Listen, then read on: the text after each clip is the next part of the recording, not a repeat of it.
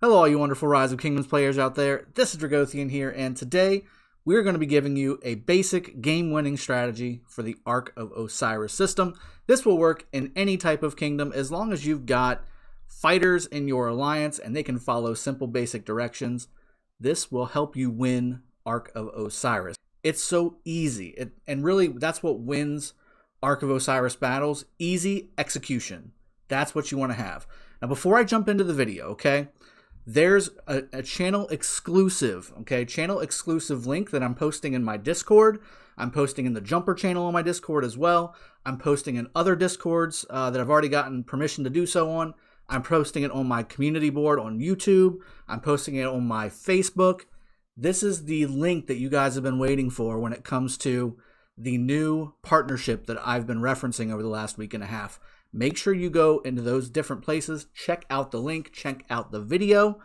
I will be making a special edition of Sippin Saturday tomorrow just for that video, alongside of some other things that we'll do inside of Sippin Saturday. But you got to go check that out. The link is in the description below as well to my Discord if you want to go check that out, and my Facebook page. So what you're seeing in front of you is 3 Ark of Osirises that I have done for 916 and T2A. And this is the strategy that I've used to get these kinds of numbers. But a big reason why these point totals are possible is because the people that I have could follow basic, simple directions. Okay, and this plan that I'm going to show you is exactly that. It's going to give you a basic, simple strategy so that you can do better or go farther, or however you want to look at it, in Ark of Osiris for Rise of Kingdoms. So let's go ahead and bring up some of the photos that I use every single time we do Ark of Osiris. And again, there's extra level, right? There's next level stuff that I have as well. But I just want to give you guys the basic foundational strategy that really starts the tone for any next level strategy whenever you're talking about really setting up a quality Ark team. Okay, so this is the strategy, and then you got to start finding the right players, and then you build on this strategy as the players cohese together and really start to understand what's happening without having to talk. So first things first, I'm going to bring up the map. So this is the map that I send out every single time, and it really doesn't change. The map is the same. Now, again, the next level stuff that I do in the playoffs and things like that, there's a different map than this, but mostly it does start out in this way. This map basically shows 2 sides being blue and green, right? I've outlined in these 2 boxes on the bottom what those teams do. You're the primary teleporters. You're the primary teams on the outer edges. You're going to be defending the structures and rallying structures. I've already designated the rally leaders, which I'll show you on the next photo. Again, if you are a primary teleporter, you're not going to want to join a rally because you need to be the first ones in. You need to be there as quickly as possible when you're teleporting into the Obelisk. Now, once you've done that, you can see the stars in green and in blue.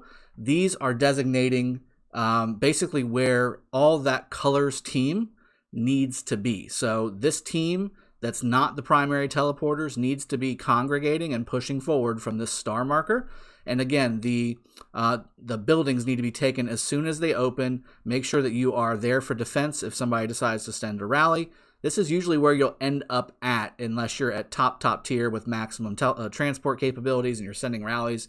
Again, the next level stuff. This is the basic strategy that wins you Ark 9 times out of 10, if not more so. In fact, I don't think I've ever lost an Ark using this strategy against even slightly tougher opponents because it's just easy to follow and it's easy to really execute on. So both of these teams are going to have them. And in fact, the red team, there is no real red team until the 2-minute marker hits on the Ark of Osiris. We don't send anybody to the middle unless there's 2 minutes left for it to spawn. It just doesn't make sense.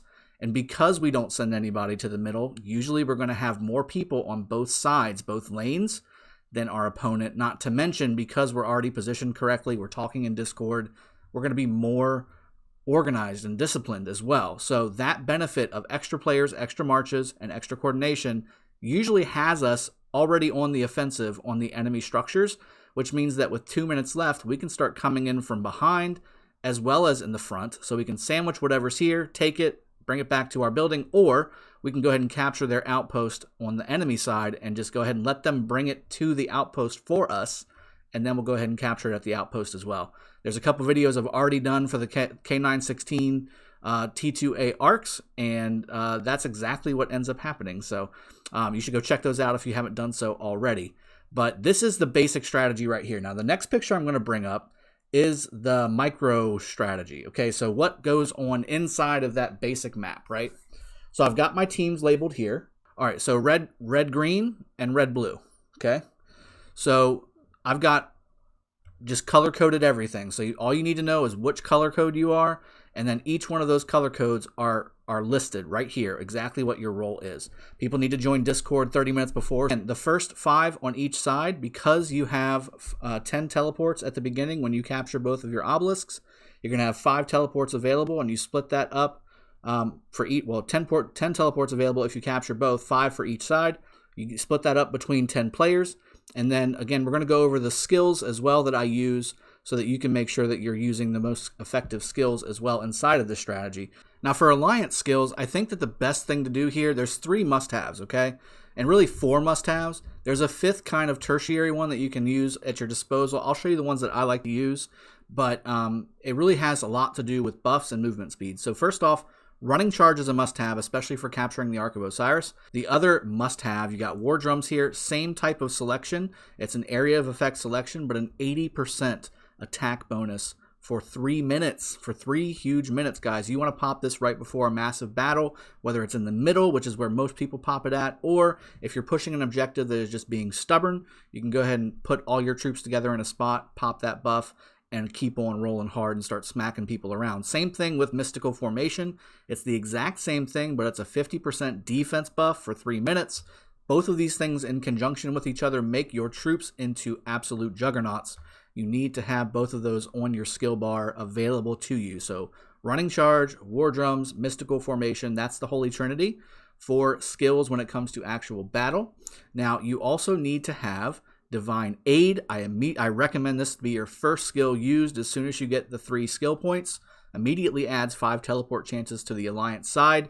Having 5 more players up front means having 25 more marches on the field quicker, which means the reinforcements are quicker, which means you can overwhelm your opponent quicker. Okay, so that's what you want. Now the 5th skill. Now there's a couple different ones you can go. These 2 right above it are the ones that usually are the most common, Bogged Down and Desert Storm. Now Bogged Down is mainly used to slow down the Ark carrier, or Desert Storm, if you can pop this in the middle whenever the Ark battle starts, or again, if you're rallying an objective that's kind of being stubborn and they have a lot of reinforcements around the structure, you can pop Desert Storm. This does an insane amount of damage, guys, especially for lower power Ark of Osiris's. This is devastating. And again, if you haven't seen this in live action, go check out some of my latest Ark of Osiris videos on the channel. You will see this in action. It is absolutely devastating to watch. Some other things: Tear Down increases the attack of all Alliance troops by 80% for 5 minutes on a structure. If you want to be a little more defensive based, you can do Valiant Stand, which is basically the opposite of Tear Down, where it gives you a 50% defense bonus on a structure that you're defending, helping you become more tanky. So those are some things that you have to play with. I prefer those first 4 guaranteed every single time, and then the 5th one, again, it depends on what kind of play style you guys are from an alliance perspective as to which one you want to go. So that's the way I would do it. Now, the top 5 are going to teleport in. You're usually going to do a rally to your primary obelisk, which is what we've got here. Rallies at the beginning. Dragothien is going to send a rally to the green side friendly obelisk. Only green team can join. And then, again, same thing for the blue team. Epic Doom will send Cav Rally to blue side. Friendly obelisk, only blue team can join. Now, if you've got max legendary infantry commanders, specifically Charles Richard or Charles Alex would work here, just to have something there in case there's a fast rally coming your way. That will also work. You can have full infantry in there and then have one of your joining members be a proper garrison. So Charles Alex to get you there, and then Charles Constantine or Charles Theo or whatever you want to do to nullify Attila Takeda if you're fighting against that. And that would work just fine. You just switch the garrison and you're good to go. You get the best of both worlds.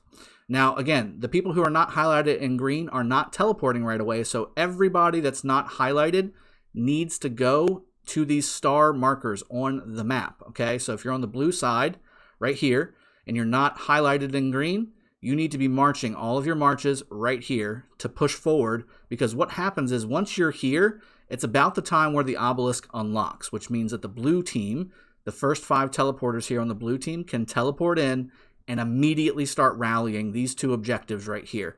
I usually don't recommend for a base strategy to rally the Obelisk unless you completely overwhelm and completely overpower the enemy, because it's just not necessary. You can let them get in here and you can just completely push them off of their stuff because you're focusing on these 2 things instead of 3 rallies.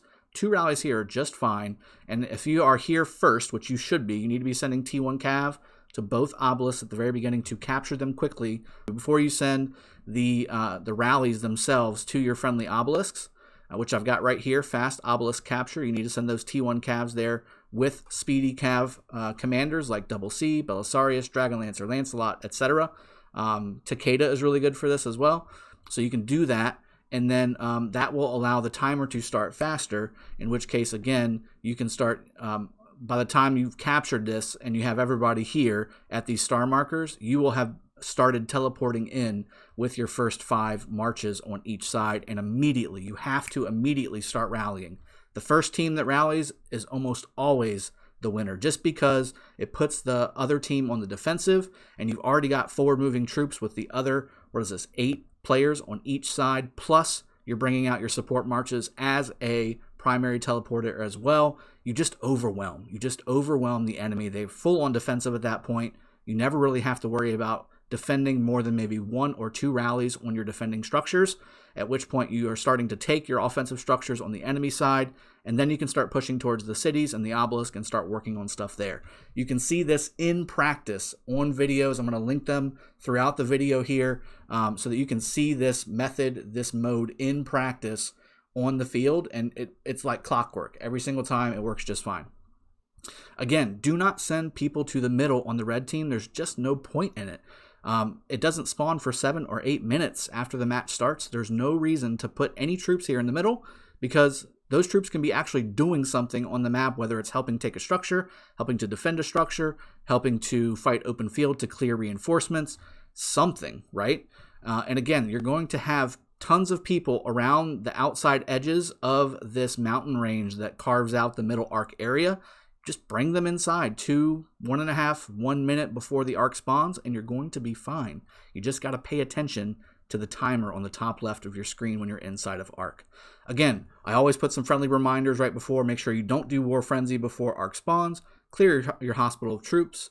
Make sure you have your troop buffs on, your troop capacity buffs, if you have enough troops to do so. Make sure you have your attack or defense buff on. I prefer, depending on if you're a cav or an infantry or an archer specific player, if you're cav or archer, I usually recommend going full attack. So do attack buff 10% on your VIP chest, or you can do if you're full infantry, I usually recommend going full defense, because there is no health buff like that. You want to go defense.